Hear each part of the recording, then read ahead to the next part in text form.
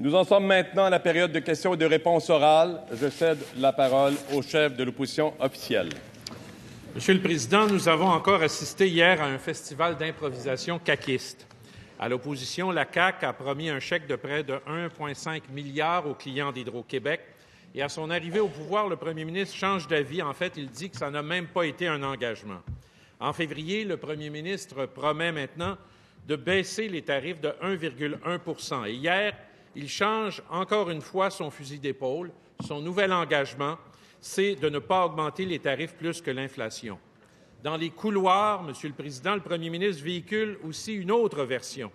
C'est maintenant le PDG d'Hydro lui-même qui va proposer des solutions pour en prendre un peu moins dans les poches des contribuables. Mais mon passage préféré, si on veut, de cette rocambolesque saga, c'est qu'au même moment, son ministre de l'Énergie propageait dans les couloirs de l'Assemblée qu'il irait à l'encontre d'une décision de la Régie de l'énergie. Monsieur le Président, la Régie de l'énergie, c'est un tribunal. La liste des positions du premier ministre bafouée par un de ses ministres continue de s'allonger. Est-ce que le premier ministre et son ministre peuvent cesser cette pathétique improvisation, respecter l'engagement pour lequel ils ont été élus et rembourser 1,4 milliard aux clients d'Hydro-Québec? Monsieur le Premier ministre. Monsieur le Président, durant les années du gouvernement libéral, Hydro-Québec a facturé 1,5 milliard de dollars de trop aux clients d'Hydro-Québec. 1,5 milliard. Durant la campagne électorale, la CAQ a proposé de remettre aux citoyens 1,7 milliard, mais de la façon suivante. 1, en réduisant les taxes scolaires, 2, en réduisant les tarifs de garderie et 3, en augmentant les allocations familiales. C'est le choix qu'on a fait, je l'assume. C'est certain qu'il y a des personnes qui ne sont pas concernées par ces 3 propositions qui se disent « j'aimerais bien avoir quelque chose d'Hydro-Québec ». Donc, j'ai compris ce message de la population, même si notre engagement était ultra clair que les fonds seraient remis dans le portefeuille par les 3 moyens que je viens de mentionner. Donc, j'ai demandé au ministre des Ressources naturelles et au président d'Hydro-Québec de faire un effort particulier, additionnel, au cours de la prochaine année pour être capable de donner une compensation aux clients d'Hydro-Québec qui n'ont pas été traités correctement par le gouvernement libéral, en particulier en 2014 et en 2015. C'est ça la situation. Nos engagements électoraux, on va tous les tenir et on va même en faire plus. Première complémentaire, Monsieur le chef de l'opposition officielle. Monsieur le Président, le monde du premier ministre, c'est un monde où on ne semble pas avoir besoin de se soucier ni des engagements, ni de la réalité, ni des décisions des tribunaux. Hier, la population n'a pas compris grand-chose dans les propos du premier ministre. Est-ce qu'il peut expliquer encore une fois à la population comment ils vont être remboursés? Monsieur le Premier ministre. Monsieur le Président, ce qu'on a proposé aux citoyens très clairement durant la campagne électorale, c'est de remettre l'équivalent d'1,7 milliard de dollars en réduisant les taxes scolaires, en réduisant les tarifs de garderie et en augmentant les allocations familiales. On a commencé à le faire, on va continuer à le faire demain dans le budget qui va être déposé. Par contre, et je demande un peu de patience au chef de l'opposition officielle, j'ai demandé à Hydro-Québec de nous faire une proposition pour en faire encore plus concernant les clients d'Hydro-Québec. On va être capable de répondre clairement d'ici quelques mois à cette question. Deuxième complémentaire, Monsieur le chef de l'opposition officielle. Monsieur le Président, ce que la population avait compris et ce qu'ils ont entendu de la bouche du premier ministre, et ce qu'ils ont compris, c'est qu'ils ont compris qu'ils auraient un chèque. Et c'est pour ça que ma question, elle est très simple, parce qu'il y a la Régie de l'énergie dans ce dossier-là également. Comment vous allez outrepasser la Régie de l'énergie pour tenir votre engagement et rembourser les clients d'Hydro-Québec? Monsieur le Premier ministre. Oui, Monsieur le Président, je sais que le chef de l'opposition officielle a été ministre des Ressources naturelles. C'est parfois, je dirais pas le mot caché, mais dissimulé derrière la Régie de l'énergie. Je pense que le gouvernement peut être capable de dire à la Régie de l'énergie, de dire à Hydro-Québec d'en faire plus pour aider les clients d'Hydro-Québec. C'est ce qu'on va faire, puis vous allez avoir les détails d'ici quelques mois. Troisième complémentaire, Monsieur le chef de l'opposition officielle. Monsieur le Président, je pense qu'on écoute les réponses aujourd'hui et le premier ministre entretient la confusion pour la simple et bonne raison qu'il ne remboursera pas les Québécois. Il n'en fera pas de chèque directement aux Québécois. Cet après-midi, d'ailleurs, on va présenter une motion en ce sens. Est-ce que vous allez vraiment vous lever en cette Chambre pour voter contre notre motion et, du même coup, renier encore une fois un de vos engagements? Monsieur le Premier ministre. Monsieur le Président, ce qui est clair, c'est que durant la campagne électorale, la CAQ a été le seul parti à proposer de remettre 1,7 milliard de dollars dans le portefeuille des Québécois. Le Parti libéral proposait rien concernant Hydro-Québec. Même chose pour les deux autres partis. C'est assez spécial de voir que cet après-midi, flip-flop total de trois partis qui maintenant veulent qu'on remette 1,5 milliard dans le portefeuille des Québécois, alors que ça n'a jamais été mentionné pendant la campagne électorale. Question principale, Monsieur le député de Lapinière. Monsieur le Président, le gouvernement dispose aujourd'hui de marges de manœuvre budgétaires historiques. La réalité est simple. D'un côté, tout le monde s'entend sur une chose, les engagements électoraux de la CAQ dépassent largement ce que permettent les finances publiques et le permettront. De l'autre côté, on vit dans un monde où la notion économique de prévisibilité devient fondamentale partout, incluant au public, particulièrement là où on dispense des services. La prévisibilité, Monsieur le Président, c'est une équation à 2 paramètres, pas 3, pas 4, 2. 1, les revenus, donc les crédits. 2, les dépenses, donc les services. Et les dépenses, c'est l'addition des coûts de système et des nouveaux services.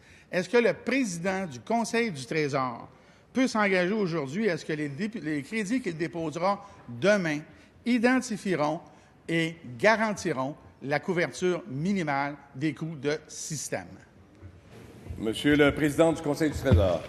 Alors, Monsieur le Président, j'apprécie énormément la question de mon collègue parce que je pense qu'on va pouvoir démontrer en temps et lieu, c'est-à-dire demain, que notre ministre des Finances va présenter un budget qui non seulement respecte nos engagements, mais qui respecte aussi des principes de prévisibilité et de bonne gestion des finances publiques.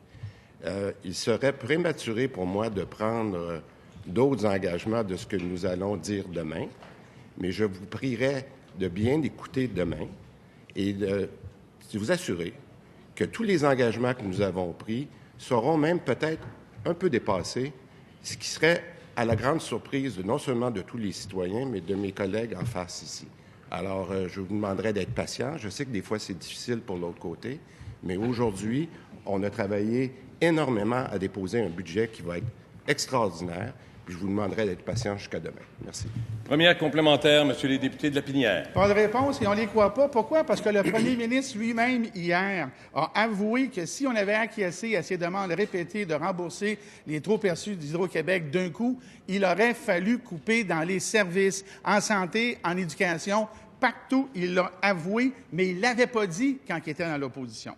Alors, pourquoi aujourd'hui s'objecter à identifier et déposer demain les coûts de système de tous les ministères? Le président du Conseil du Trésor a-t-il peur de la transparence? Monsieur le président du Conseil du Trésor, la parole vous appartient. Je pense qu'on va rester très zen ici. Je pense, Monsieur le Président, que c'est peut-être difficile d'attendre pour la première opposition en ce moment. C'est très difficile d'attendre. Pendant toutes ces dernières années, je ne suis pas sûr que c'est le gouvernement de l'époque qui était le plus transparent dans l'information financière. Moi, je vous rappelle, Monsieur le Président, que j'étais ici de 2012 à 2014 et j'ai fait des demandes très spécifiques sur la transparence de l'information financière qui n'ont jamais été respectées par l'autre côté. Alors aujourd'hui, je ne pense pas qu'on a de leçons à recevoir de personne. Et mon collègue, demain, pourra montrer la différence dans la transparence de l'information financière. Complémentaire, Monsieur le député de Lapinière. Monsieur le Président, en 2003, l'actuel président du Conseil du Trésor exprimait dans la revue L'Actualité sa frustration face à l'opacité gouvernementale. À une question, il a répondu qu'il souhaitait un gouvernement ouvert dans lequel toutes les données seraient accessibles. Bonne idée! Le problème, Monsieur le Président, c'est qu'aujourd'hui, je lui demande de marquer l'histoire. Je lui demande de s'engager ici, aujourd'hui, au Salon Bleu, tant par honnêteté que transparence, à ce que demain, avec les crédits, il identifiera et divulguera les coûts du système de tous les ministères. Monsieur le Président, je vais répéter ce que j'ai dit. L'autre fois, lorsqu'il y a eu l'interpellation de mon collègue, on ne peut pas faire dans 3 mois ce qu'ils n'ont pas été capables de faire dans 15 ans. Ça, c'est la première chose. Mais on a 4 ans pour montrer la différence en termes de gestion. Et encore une fois, je les invite à attendre à demain. On a un document qui s'appelle, je m'excuse, Monsieur le Président, on a un document qui s'appelle la stratégie de gestion des dépenses, qui a plus de 60 pages dans lesquelles on explique exactement ce qu'on va faire dans les 4 prochaines années. Soyez patients, vous allez amuser demain. Question principale. S'il vous plaît, la parole appartient maintenant à la députée de Saint-Henri-Sainte-Anne. Merci, Monsieur le Président. Alors, depuis le dépôt du projet de loi sur l'immigration, on a tenté en vain d'obtenir des réponses, mais on ne les a pas eues. Alors, à la question « Quels sont les taux de rétention par catégorie d'immigrants ?» Aucune réponse. À la question « Combien de dossiers allaient être traités dans le nouveau système ?» Aucune réponse. Est-ce qu'il y a une entente avec le fédéral sur les seuils d'immigration? Aucune réponse. Alors, on a décidé de faire une demande d'accès à l'information avec la question suivante. Est-ce qu'on peut obtenir la région de provenance des immigrants que nous allons accueillir sur notre territoire? Hier, après plus de 4 semaines d'attente, on obtient la réponse suivante. Nous vous informons que les plans annuels du ministère ne comprennent pas ces tableaux. Pourtant, Monsieur le Président, en 2013, 2014, 2015, 2016, 2017, 2018, ces informations étaient disponibles. Monsieur le Président, j'ai une question. Qu'est-ce qui s'est passé en 2019? Monsieur le ministre de l'Immigration. Monsieur le Président, on a déposé le plan annuel en matière d'immigration le 4 décembre dernier et je comprends que la députée de Saint-Henri-Sainte-Anne s'oppose à ce que le Québec prenne un pas de recul relativement au nombre d'immigrants qu'on accueille pour faire en sorte de mieux réformer le système d'immigration. Et d'ailleurs, c'est ce que je fais avec le projet de loi 9 et je souhaite avoir votre collaboration pour le projet de loi 9 parce que peu importe la provenance des gens du monde entier, ce qu'on veut, nous, du côté de la CAQ, c'est donner l'opportunité, peu importe la provenance des gens, d'intégrer le Québec, de venir travailler, de venir s'établir avec leur famille en fonction des besoins du marché du travail. Donc, pour nous, la provenance, la langue parlée, à l'origine, n'a pas l'importance qui est requise par le Parti libéral qui mettait un frein à l'entrée. Nous, ce qu'on dit, c'est que vous avez des compétences. Vous répondez aux besoins du marché du travail. Nous, comme gouvernement, on va s'assurer que vous soyez bien intégrés et que vous puissiez apprendre le français et que vous puissiez vous franciser. Ce que la députée de Saint-Henri-Sainte-Anne nous invite à faire, c'est de faire en sorte de sélectionner les gens en fonction des différentes régions du monde. Alors, honnêtement, c'est son choix. Moi, ce que je dis, c'est qu'on veut avoir les meilleurs talents, peu importe la provenance des gens. C'est comme ça qu'on est fait. On est ouvert. Première complémentaire, Madame la députée de Saint-Henri-Sainte-Anne.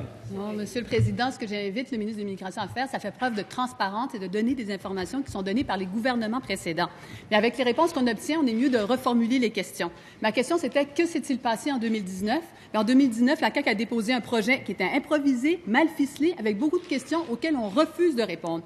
Monsieur le Président, est-ce que de ne pas fournir des informations qui ont été partagées par les autres gouvernements, c'est la définition du leader du gouvernement de faire fonctionner le Parlement? Monsieur le ministre de l'Immigration. Monsieur le Président, je suis heureux d'entendre la députée de Saint-Henri-Sainte-Anne dire qu'elle veut faire fonctionner le Parlement. Si c'est son désir, là, on va avoir la chance de faire fonctionner le Parlement ensemble. Mais à ce jour, Monsieur le Président, l'expérience que j'ai vécue, parfois, avec l'opposition officielle, c'est... Comment je pourrais dire? C'est pas la définition que je me donne de faire fonctionner le Parlement.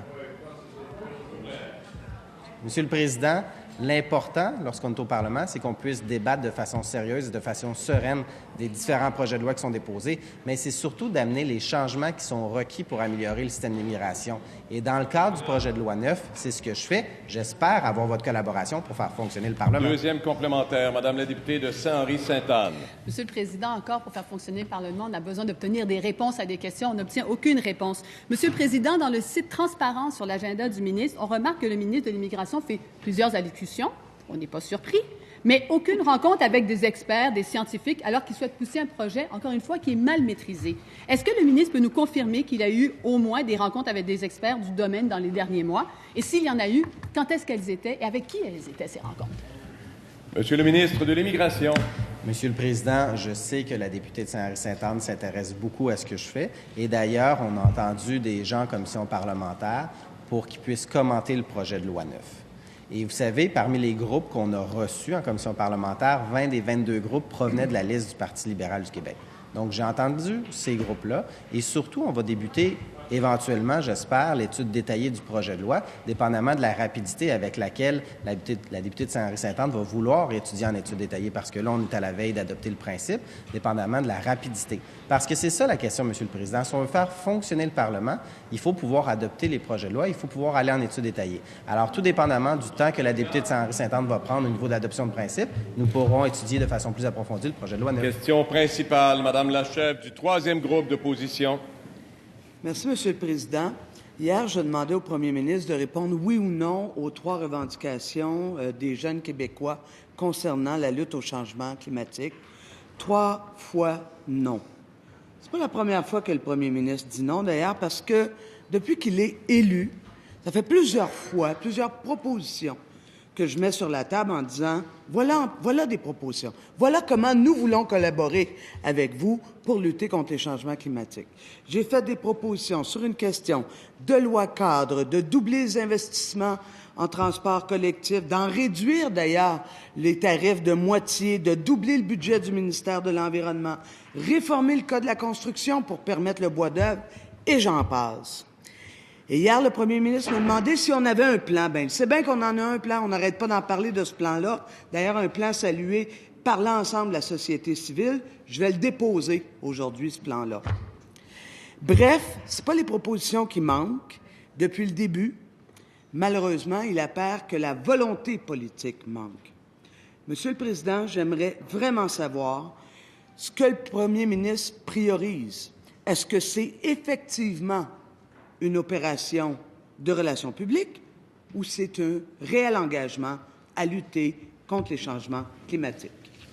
Consentement pour le dépôt des documents. Consentement, document déposé. Monsieur le Premier ministre. Monsieur le Président, demain, mon collègue, le ministre des Finances, va déposer le premier budget d'un gouvernement de la CAQ. Il y aura des mesures concernant l'environnement. Il y aura des mesures aussi, quand on parle du PQI, pour des investissements, entre autres, dans le transport en commun, en fonction de notre capacité de payer. Je sais que Québec solidaire souhaite qu'on utilise tout le fonds des générations pour investir dans le transport en commun. On ne pense pas que c'est une bonne idée, quand on parle d'équité entre les générations, d'aller dans cette direction-là. Monsieur le Président, le Québec a déjà les émissions de GES les plus basses en Amérique du Nord, grâce à l'hydroélectricité. On veut en faire plus, entre autres du côté de l'électrification des transports, parce qu'on est doublement gagnant avec l'électrification des transports. Non seulement on fait des gains au point de vue environnemental, mais on se débarrasse du pétrole qu'on ne produit pas au Québec, puis on le remplace par de l'électricité qu'on a en grande quantité au Québec. Donc, soyez patients. Vous allez avoir des belles réponses demain dans le budget. Première complémentaire, Madame la chef du troisième groupe d'opposition. Écoutez, la patience, elle n'a plus beaucoup de place. Là. La planète, à chaque jour, c'est une heure qui est trop tard. Alors, demain, certes, c'est le budget. C'est une journée cruciale, on s'entend. Les jeunes, les moins jeunes ont d'ailleurs des attentes très élevées et ils ont raison. Est-ce que le premier ministre peut nous assurer que le budget va nous donner des mesures structurantes, mais plus que ça, on ne va pas juste savoir combien ça va coûter, mais on va savoir aussi combien de GES ça va diminuer. Monsieur le Premier ministre. Monsieur le Président, la chef de Québec solidaire vient de nous dire qu'elle avait un plan.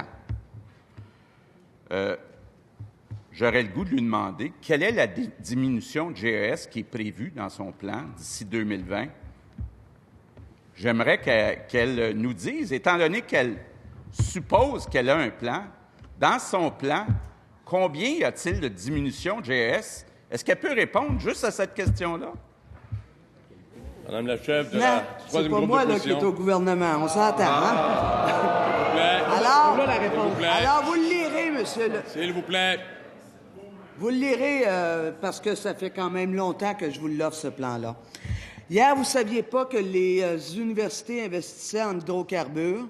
Alors, vous le savez maintenant, et d'ailleurs, juste l'Université de Montréal, certains estiment que c'est à plusieurs milliards. Est-ce que, répondez aux jeunes, par oui ou non, vous vous engagez à faire en sorte que les établissements d'enseignement retirent leur investissement fossile? Monsieur le Premier ministre.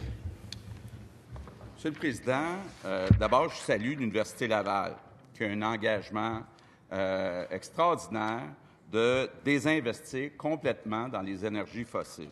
Je salue aussi le régime de retraite de l'Université de Montréal, la Fondation de l'Université Concordia, le régime de retraite de l'Université du Québec, qui ont signé le principe pour des investissements responsables. Donc, ça chemine du côté des universités. Je pense que mon collègue, le ministre de l'Éducation, va continuer de faire des efforts. Évidemment, ce sont surtout les professeurs qui investissent dans les fonds de retraite, donc qui ont le choix de où sont investis ces fonds-là, mais on va les encourager. Question principale, Monsieur le chef du deuxième groupe d'opposition. Monsieur le Président, on est en pleine semaine de budget, en pleine semaine des impôts. Je pense que chacun des Québécois qui remplit son rapport d'impôt sur l'argent durement gagné souhaite que le gouvernement fasse plus sur les centaines de millions de dollars qui nous échappent dans les paradis fiscaux. À titre de force de proposition, le Parti québécois souhaite soumettre 3 mesures au premier ministre. Il peut compter sur notre pleine adhésion s'il souhaite les mettre en place. La première, est-il prêt à mettre fin aux conventions qui légalisent l'évasion fiscale dans les paradis fiscaux? Monsieur le Premier ministre. Bon, je sais que le Parti québécois est souverainiste et puis qu'il souhaiterait que le Québec soit un pays.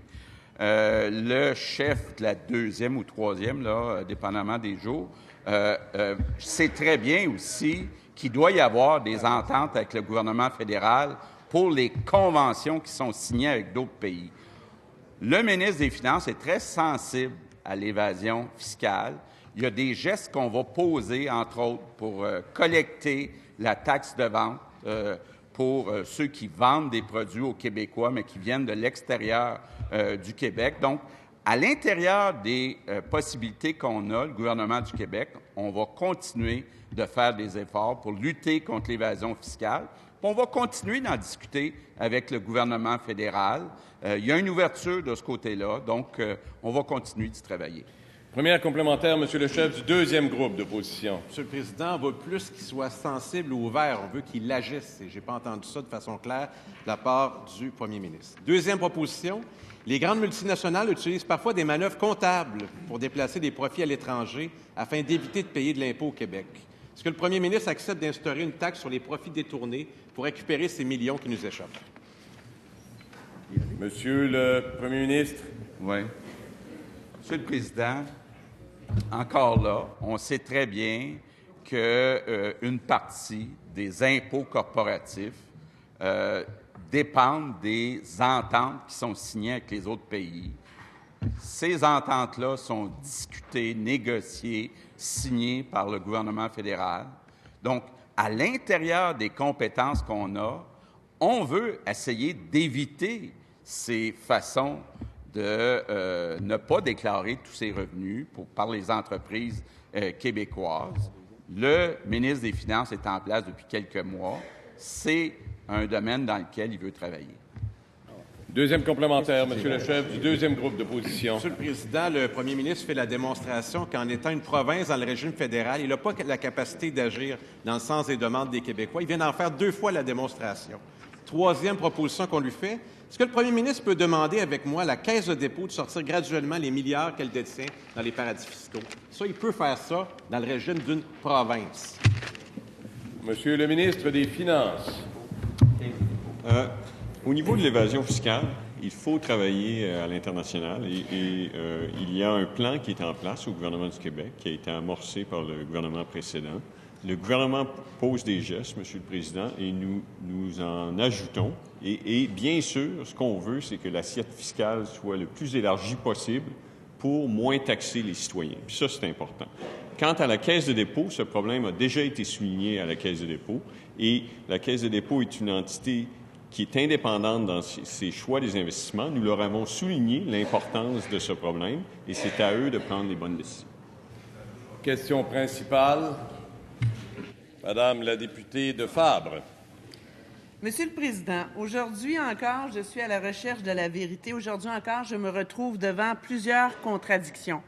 Lors de la dernière campagne électorale, la CAQ s'est engagée à construire des maisons des aînés. Dans un article de la presse du 20 novembre dernier, on peut lire ceci. La députée de Prévost affirme qu'elle a déjà commencé à rencontrer des architectes pour la construction d'ici 4 ans d'une trentaine de maisons des aînés. Je répète, Monsieur le Président, article du 20 novembre dernier. Quand le gouvernement a-t-il lancé son appel d'offres pour construire une toute première maison des aînés à Sainte-Élisabeth dans la région de la Naudière? Réponse, le 21 janvier, 2 mois plus tard. Monsieur le Président, ma question est tellement simple. Est-ce que la ministre des Aînés a, oui ou non, rencontré des firmes d'architectes au sujet des maisons des aînés avant le lancement de l'appel d'offres? Madame la ministre responsable des Aînés.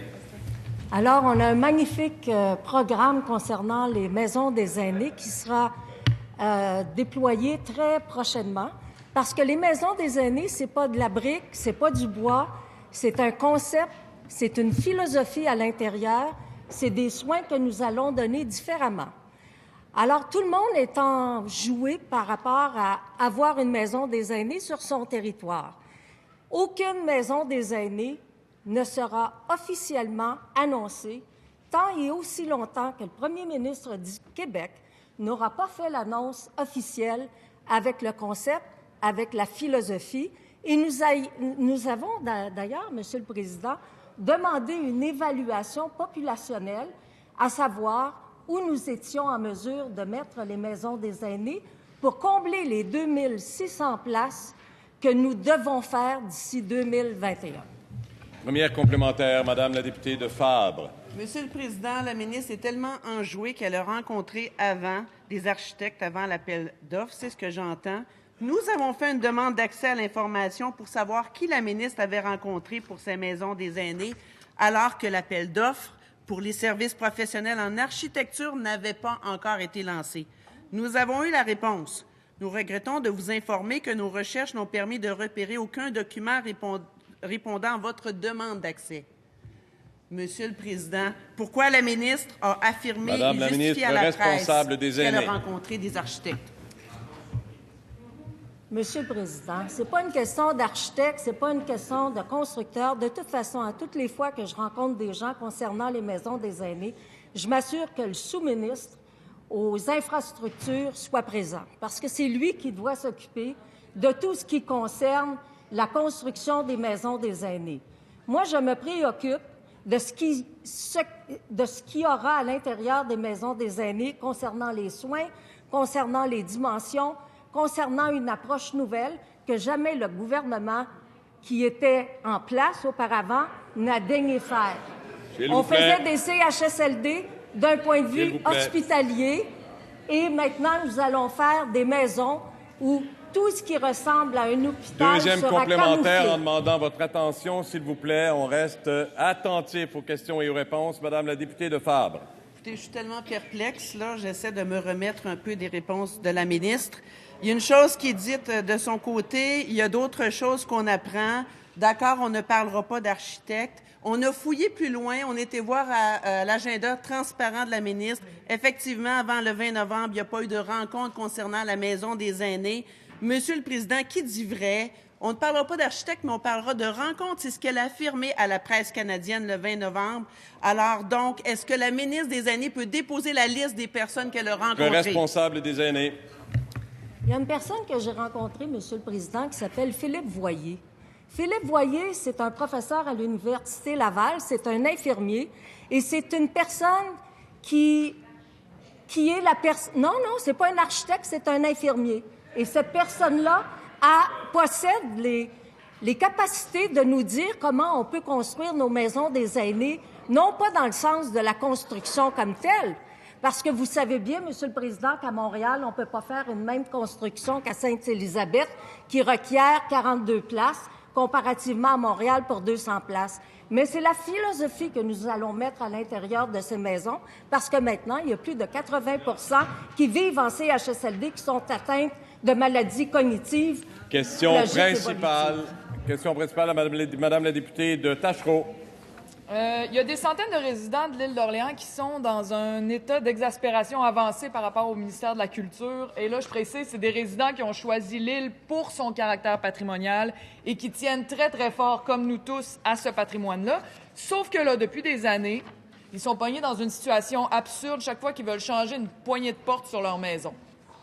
On parle d'exigences intrusives du directeur du patrimoine, de constats d'infraction qui n'ont même pas de lien avec la conservation, de tripes de pouvoir, d'irritants bureaucratiques qui rendent le monde complètement fou. Il y a quelque part au ministère de la Culture un zèle excessif et absurde sur l'île d'Orléans par rapport à l'île d'Orléans. Alors, ma question est pour la ministre de la Culture.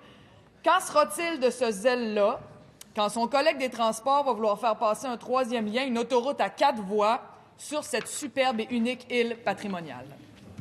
Madame la ministre de la Culture et des Communications. Merci beaucoup, Monsieur le Président. Je voudrais remercier ce matin ma collègue de Tachereau pour sa question. Ce qu'elle soulève à l'égard de l'île d'Orléans, qui, comme vous le savez, est déclarée site patrimonial, toute l'île au complet, ça me préoccupe grandement, tout comme elle, depuis mon arrivée en poste au ministère. Et d'ailleurs, depuis mon arrivée en poste au ministère, j'apprends beaucoup de choses sur ce qui a été fait ou sur ce qui n'a été pas fait par l'ancien gouvernement libéral. Attendez, mais vous allez apprendre quelque chose, ça va être très intéressant. Je demande, s'il vous plaît, votre attention. Les questions sont importantes, les réponses tout autant. Je vous entends du côté, je vous vois et je vous entends surtout. Alors, s'il vous plaît, silence. Alors oui, et je pense que c'est important de bien expliquer aux gens qui nous écoutent et vous expliquer également, Madame la députée, que cet article dont vous faites mention, eh bien, ma collègue, la députée ici de Côte-de-Beaupré, m'a saisi de ce problème-là aussitôt que nous sommes entrés en poste et nous y travaillons. Nous avons rencontré les gens, nous travaillons là-dessus. C'est extrêmement important. Il y a eu plusieurs rencontres. Mais ce que je vous dis qui est important de comprendre dans ce dossier, c'est qu'il y a une loi qui a été adoptée en 2011 par une ancienne ministre de la Culture et qui est entrée en vigueur en 2012 lors du règne du gouvernement libéral. Et croyez-le ou non, Madame la députée, cette loi du patrimoine culturel n'a même pas de règlement. Première complémentaire, Madame la députée de Tachereau. Monsieur le Président, je vois que la ministre de la Culture tient beaucoup au patrimoine de l'île d'Orléans. Je vais juste répéter ma question parce que vous n'avez pas eu le temps de me donner la réponse. Donc, comment réagira la ministre de la Culture quand son collègue des Transports va vouloir faire passer une autoroute à 4 voies sur l'une de nos plus belles îles patrimoniales au Québec? Madame la ministre de la Culture et des Communications. Inquiétez-vous pas, vous allez avoir une excellente réponse en deuxième complémentaire parce que c'est important d'expliquer aux gens. C'est important d'expliquer aux gens que ce qui se passe sur l'île d'Orléans, l'ancien Parti libéral et les anciennes ministres de la Culture en ont été saisis. Et nous avons découvert, Madame la députée, en fouillant, que cette problématique-là, les sous-ministres en poste avaient une étude, avaient une réponse, avaient des solutions à apporter les citoyens. Et qu'est-ce qu'ils ont fait? Absolument rien. Ils se sont assis dessus. C'est épouvantable. Donc, on est dans l'action, on agit pour aider les gens et pour être tout à fait transparente. Ils aiment ce mot-là, venant d'eux, c'est assez ironique. Nous y travaillons actuellement avec la députée et les joueurs du milieu pour trouver une solution patrimoniale importante. Deuxième complémentaire. Encore une fois, faut-il que je vous rappelle, j'aimerais avoir un peu de silence, s'il vous plaît, pour bien entendre ce qui se dit. La parole n'appartient qu'à la députée de Tachereau. Merci. Je vois qu'ils sont en lien, eux aussi, à travers leurs députés, avec les citoyens de l'île d'Orléans qui, je ne sais pas s'ils vous l'ont dit, mais se sentent pris en otage parce que leur pont est vraiment dû. Ce pont-là a été repoussé pour voir ce qu'on va faire avec le troisième lien. Ces gens-là sont sur l'île pour les 42 000 de choses tranquilles dont parle Félix Leclerc. Qu'est-ce que la ministre va dire au ministre des Transports quand il va vouloir faire passer une cicatrice en asphalte au beau milieu de notre plus belle île patrimoniale? Madame la ministre de la Culture et des Communications. Merci, Monsieur le Président. Alors, je ne sais pas où Madame la députée a pris le tracé, là, parce que pour le moment, il n'y a rien de fait. Moi, j'attends de voir ce qui va se passer à cet égard-là. Cependant, je veux rassurer la population. L'île d'Orléans est une île extraordinaire qui est protégée et je serai là pour s'assurer que la loi sur le patrimoine culturel soit protégée. Et j'ai d'ailleurs des discussions actuellement, puisqu'il y a des hypothèses, hein, vous en soulevez dans les médias, on voit toutes sortes de choses. Alors, il y a des discussions actuellement qui sont en cours avec les différents ministres qui seront impliqués dans les dossiers de développement routier. Mais vous comprenez que l'île d'Orléans, elle est protégée, on va la protéger et les citoyens vont y trouver leur compte. Mais actuellement, il faut dire qu'il y a un problème, il a été causé par les anciens ministres de la Culture. Question, s'il vous plaît. Question principale, Madame la députée de Saint-Laurent. Monsieur le Président, nous avons commencé cette semaine les consultations qui portent sur le projet de loi numéro 12. Ce projet de loi est très attendu tant par les parents que le réseau de l'éducation, car il a pour objectif de venir préciser les frais qui peuvent être chargés aux parents ou ceux qui ne peuvent pas être chargés aux parents. L'objectif du ministre est de clarifier la situation et pourtant, rien n'est clair. On est en plein brouillard. On ne sait pas qu'est-ce qui pourrait être une sortie éducative. Est-ce qu'aller, par exemple, au magasin Apple, c'est une sortie éducative? Est-ce qu'amener nos jeunes au Cosmodome, c'est une sortie éducative? Est-ce qu'on peut charger pour une sortie éducative? Est-ce qu'un transport pour la sortie éducative est-elle chargée aux parents ou pas? Bref, il y a une seule personne qui le sait aujourd'hui, c'est le ministre de l'Éducation, car il a un règlement. Toutes les personnes qui sont venues à présent en commission nous ont demandé de voir ce règlement. Aujourd'hui, je demande encore de faire preuve de transparence au ministre de l'Éducation et de nous déposer maintenant son règlement pour qu'on puisse enfin vraiment savoir qu'est-ce qui nous attend pour la rentrée. Ministre de l'Éducation. Merci bien, Monsieur le Président. Le projet de loi 12 est très important parce qu'on vient régler un problème qui dure depuis trop longtemps. En 2007, la Commission des droits de la personne et de la jeunesse déposait un rapport accablant disant qu'il y avait de la malversation, qu'il y avait des pratiques illégales de facturation de frais aux parents. 2008, 2009, 2010, 2011, 2012, 2013, 2014, 2015, 2016. Les gouvernements se sont succédés. Il n'y a personne qui n'a rien fait, sauf le précédent ministre qui a déposé une directive en juin que personne n'a compris, qui a fait... Il y a eu un seul impact. Il y a eu moins de sorties scolaires cette année que les années passées. Parce que les directions d'école ne savaient plus qu'est-ce qui va être facturé, qu'est-ce qui ne va pas être facturé. Notre obligation, c'est de s'assurer qu'il y a de la clarté, que les jeunes fassent des sorties culturelles et des sorties pédagogiques, évidemment, que tout le monde sache à quoi s'en tenir et surtout qu'il n'y ait pas une autre poursuite, un autre recours collectif qui nous a coûté 153 millions de dollars. Parce que la négligence et le flou des précédents gouvernements, c'est ça que ça a causé, une perte de 153 millions de dollars qui n'a pas été ni pour des services aux élèves en difficulté, ni pour des sorties éducatives et pédagogiques. On va régler ça. Première complémentaire, Madame la députée de Saint-Laurent. Le ministre de l'Éducation a bien raison, il faut faire preuve de clarté. Et pourtant, son projet de loi manque de clarté. Hier, la commission anglophone nous disait que ce ne sera pas 153 millions que ça va coûter le prochain recours collectif. Ça va être des milliards si vous faites une règle de 3. Aujourd'hui, ce qui m'inquiète encore plus, c'est qu'il y a un article 15 dans son projet de loi numéro 12 qui donne un super pouvoir à notre super ministre de l'Éducation qui, lui, tout seul dans son coin, va pouvoir écrire un projet de règlement sans que personne soit consulté, et ce, contrairement à la loi sur le règlement. Faites preuve de transparence, déposez le règlement. Ministre de l'Éducation. Monsieur le Président, le règlement, on est en train de l'élaborer à la lumière des consultations. Puis on tient compte de ce que les gens disent. Il y a eu des consultations auprès des partenaires en décembre, le regroupement MES partenaires, donc les directions, les directions des commissions scolaires, mais aussi les directions d'école, les syndicats, tout ce monde-là a été rencontré. Après, en janvier, on a tenu une consultation publique. 33 000 Québécois sont allés nous dire ce qu'ils en pensaient, ce qu'ils souhaitaient qu'il soit gratuit et ceux pour lesquels ils étaient d'accord de payer. Alors, on a tenu compte de tout ça, on a rédigé un projet de loi, on continue de consulter aujourd'hui, hier, puis on va améliorer le projet de loi et le projet de règlement suite aux consultations. C'est très transparent. Deuxième complémentaire, Madame la députée de Saint-Laurent. Habituellement, M. le Président, quand on consulte, c'est dans le but de rédiger un projet de loi. Je suis contente qu'il ait consulté, d'ailleurs, à porte close, plusieurs partenaires, mais par la suite, il refuse de nous déposer son règlement. C'est tous les partenaires qui demandent de voir le règlement, parce que lorsqu'on se présente ici pour être consulté, c'est qu'on veut savoir. Si, pour être plus clair, on ne veut pas juste savoir, on veut le voir. Déposez, s'il vous plaît, votre règlement. Monsieur le ministre de l'Éducation. Si vous voulez, je peux déposer le crayon avec lequel j'écrirai le règlement, parce que le règlement n'est pas encore écrit à 100 À un moment donné, il faut bien être transparent. Encore une fois, non, mais je m'excuse. Encore une fois, c'est 3 ou 4 fois, là, je pense qu'on a de la difficulté à s'entendre, vous et moi. Calme, écoute. La parole appartient au ministre de l'Éducation. Monsieur le Président, le projet de règlement n'est pas écrit au complet. On est en train de l'écrire. C'est un travail en co-construction. Les gens veulent de la transparence. On vous le dit, on a livré nos grands principes au moment du dépôt du projet de loi. Voici nos grandes orientations. Et là, qu'est-ce qu'on fait? On écoute les partenaires, on consulte 33 000 Québécois.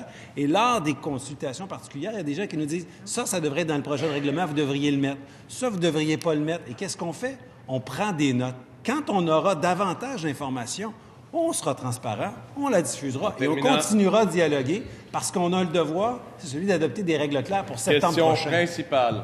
Madame la députée de Westmont-Saint-Louis. Monsieur le Président, vendredi dernier, j'ai eu l'occasion de rencontrer 2 organisations que le gouvernement connaît très bien, Parents jusqu'au bout et l'Étoile de Pacho. Ces parents militent depuis plusieurs années pour les familles avec des enfants lourdement handicapés.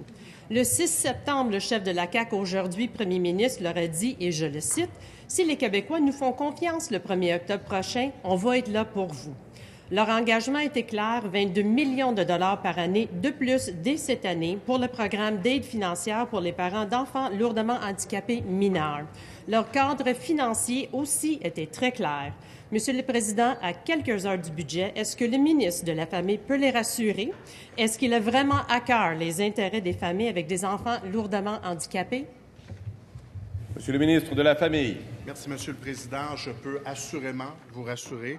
Je peux assurément vous dire qu'on a à cœur ces familles qui vivent, et ça, il faut le dire, des enjeux très particuliers, qui mettent tout leur cœur pour s'assurer que leurs enfants puissent vivre convenablement avec leur handicap. Donc, on s'est engagé en tant que gouvernement à en faire plus parce que vous savez, le programme qui existe actuellement, il y en existe un, il est compliqué, il n'est pas assez généreux et nous, on s'est engagé à aller de l'avant pour l'améliorer. Vous savez, c'est un programme qui a été créé sous les précédents gouvernements et nous, on juge qu'on peut en faire plus. C'est ce qu'on s'est engagé à faire. On s'est engagé auprès des parents et je vous dis très franchement, on n'a pas l'intention de reculer. On a l'intention de respecter tous nos engagements. Donc, à tous les parents qui nous écoutent aujourd'hui, qui vivent avec un enfant handicapé, je vous dis, j'ai donné le mandat très précis à Retraite Québec de revoir ce programme-là pour qu'il soit plus accessible, plus généreux et que ce ne soit pas tout ou rien comme c'est le cas présent.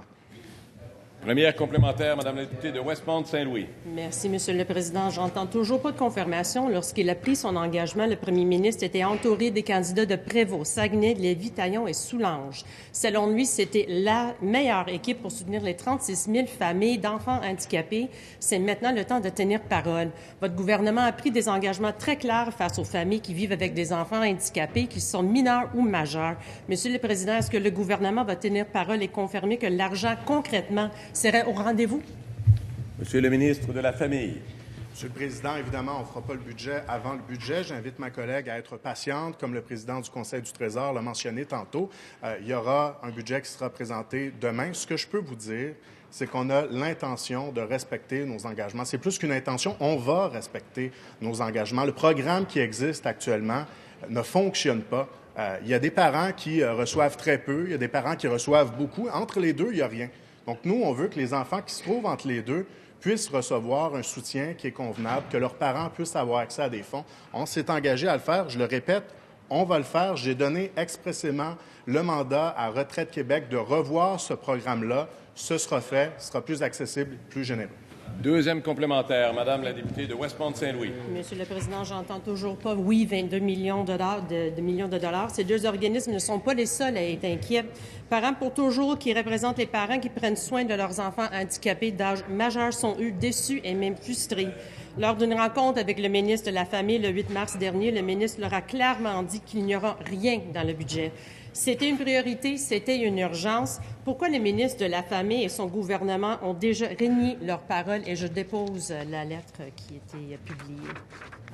Consentement pour le dépôt du document. Consentement. Réponse, Monsieur le ministre de la Famille.